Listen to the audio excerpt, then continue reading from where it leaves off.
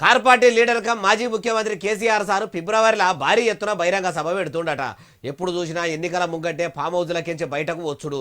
తెలంగాణ రాష్ట్రం గురించి పాడిందే పాట ఏమో పాట అన్నట్టు చెప్పిందే మళ్ళా చెప్పుకుంటా పొద్దుపోయే కేసీఆర్ సారు బహిరంగ సభలో మళ్ళా ఏం బతకాన్ని పెడతాడు అంటారా? అరుచుకుందాం పారి. అయ్యా కేసీఆర్ సారు తెలంగాణకు కావలి కుక్క లెక్క ఉంటా అని చెప్పి అధికారం బొంగనే ఎవ్వలకు కనిపించకుండా పోయి ఫామ్ హౌజ్లో ఎన్ని దినాలు పొద్దెల్లది ఇస్తిరి.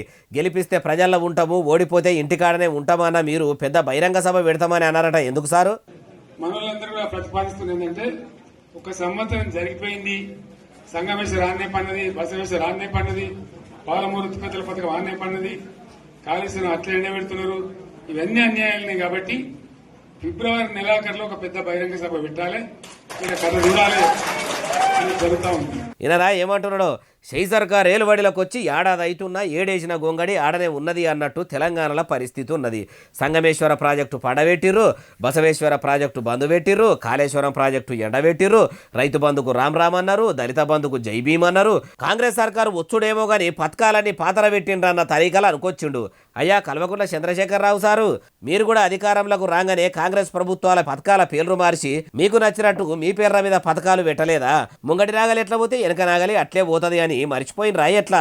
బంగారు తెలంగాణకు బాటలేస్తారని నమ్మి 10 ఏళ్లు పాలన మీకు ప్రజల అప్పచెప్పితే బంగారు తెలంగాణ ఏమో గాని మీ వెనక పొంట నడిచినోళ్ళు, మీ కుటుంబంలో ఉన్నోళ్ళ బతుకులు మాత్రం బంగారం చేసుకున్నారు. బంగ్లాలు ఫామ్ హౌజ్లు అయితే బందోబస్తు కట్టుకొని మంచిగా నింపుకున్నారు. ఇక ఇట్లయితే బతుకులు మారాయని, మార్పు రావాలని మార్పు కోరుకొని మలి సర్కారును ఏలుబడిలకు తెచ్చిర్రు, మిమ్మల్ని వెనుక పంపించిర్రు. ఇప్పుడు మీరు బహిరంగ సభలు మహాసభలు ఎన్ని పెట్టినా మీ బీఆర్ఎస్ను ప్రజలు నమ్మేటట్టు లేరు, మీ మాయమాటలు కూడా వినేటట్టు లేరు. ఇప్పుడు కూడా మీరు ఎందుకు బయటకు వచ్చిర్రంటే, ఎమ్మెల్సీ ఎన్నికలు ఇప్పుడున్నాయి, సర్పంచ్ ఎన్నికలు ముంగట ఉన్నాయి, అందుకే వచ్చిర్రయ్యా. తెలివందా?